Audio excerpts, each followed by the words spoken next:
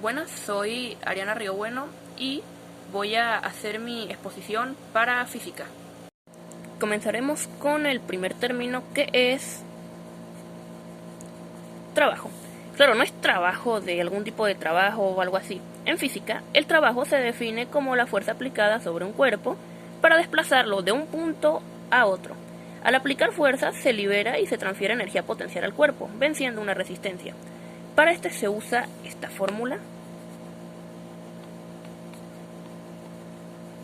Y claro, básicamente la W es el trabajo realizado, la F es la fuerza aplicada y la S es el desplazamiento. También tenemos esto, que es teta, o sea, el ángulo entre la fuerza y el desplazamiento que afecta el símbolo del trabajo.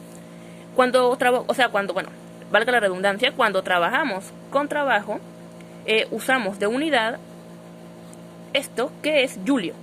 Un julio es igual a 1 newton por metro. Que bueno, ya sabemos lo que es un newton, eso está básicamente en las bases de la física. Y bueno, esto es muy importante en la ingeniería porque en situaciones como calcular la energía necesaria para mover objetos, diseñar maquinaria o analizar sistemas mecánicos, lo vamos a utilizar mucho. Lo próximo para explicar es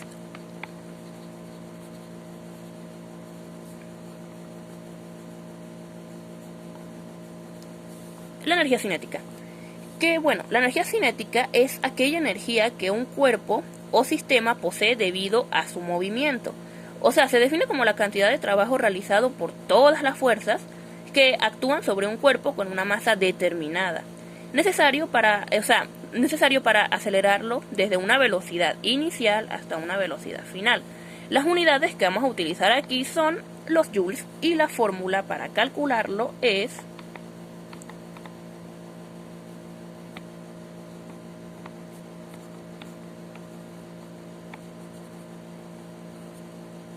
esta, que bueno, esto nos explica, ya sabemos, esto es energía cinética, y m es la masa del objeto en kilogramos, y b es la velocidad del objeto en metros por segundo, o sea, en metros por segundo. Ahora, un ejercicio. Supongamos que tenemos una pelota de 0.5 kilogramos que se mueve con una velocidad de 4 metros sobre segundos. Vamos a calcular la energía cinética. Primero, los datos. ¿Tenemos la masa? Sí, 0.5 kilogramos. Tenemos la velocidad. Sí la tenemos. La cual es 4 metros sobre segundo. Así que, primero, aplicar la fórmula. Que bueno, ya la tenemos básicamente sustituida. Bueno, esto va abajo, perdón que lo puse aquí. Es que un poquitico difícil.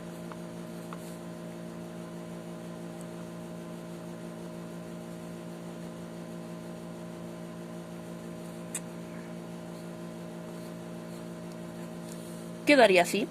Y bueno, si calculamos esto, daría en total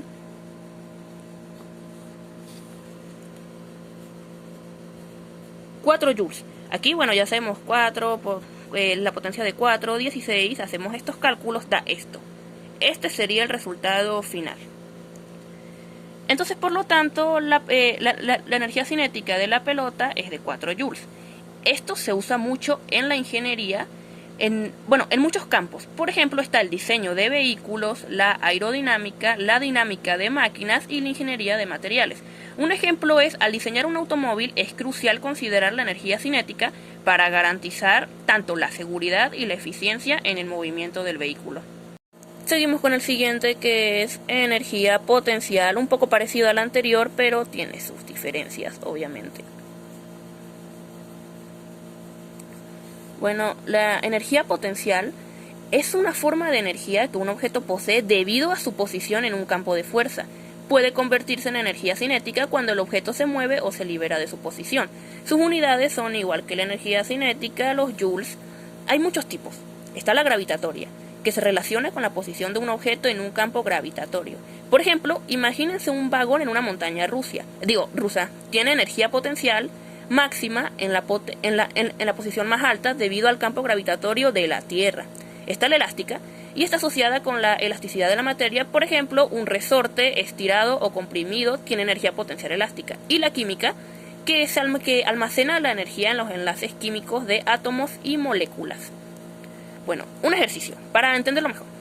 Supongamos que tenemos un resorte con una constante elástica de 200 newton por metro, que está comprimido 0.1 metros desde su posición de equilibrio. Vamos a calcular la energía potencial elástica. Y bueno, esto tiene la fórmula, que es esta. La tenía que haber dado antes, pero bueno.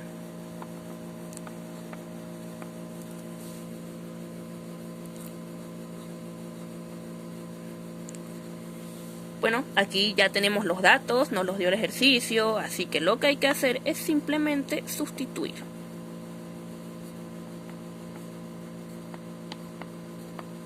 Aquí es 200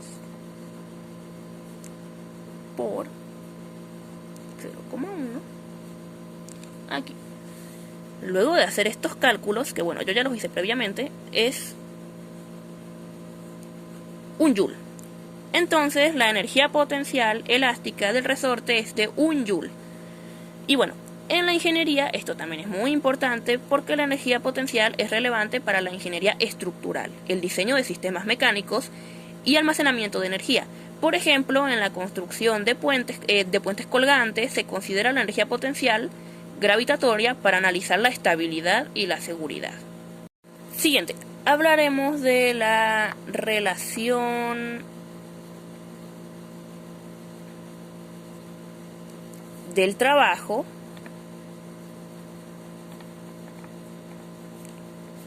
y de la energía. Ok, bueno, ya sabemos lo que es el trabajo y lo que es la energía. Y bueno, el trabajo realizado por una fuerza aplicada a un objeto es la energía necesaria. Aquí ya vemos que estos dos tienen mucho que ver, aunque bueno, en los conceptos de ambos también. Para desplazar dicho objeto puede ser positivo, o sea, que aporta energía, o negativo, que consume energía del sistema. El trabajo se mide joules. Por ejemplo, un joule, que es la energía transferida cuando se aplica una fuerza de 1 newton sobre un objeto y lo desplaza 1 metro. Por ejemplo, empujar una caja pesada requiere de trabajo y esa energía se transfiere al objeto. Y bueno, ya dije los diferentes tipos de energía en la cinética, también en la potencial, pero aquí hay algo interesante. Está el teorema del trabajo y la energía. Este teorema establece que el trabajo neto realizado en un sistema es igual al cambio en la energía cinética del sistema. ¿Qué significa? Bueno, básicamente que el trabajo se suma o resta energía total del sistema, así que al final sí la termina afectando. Ahora vamos a hablar de las fuerzas. Obviamente no de todas. Hablaremos de las fuerzas conservativas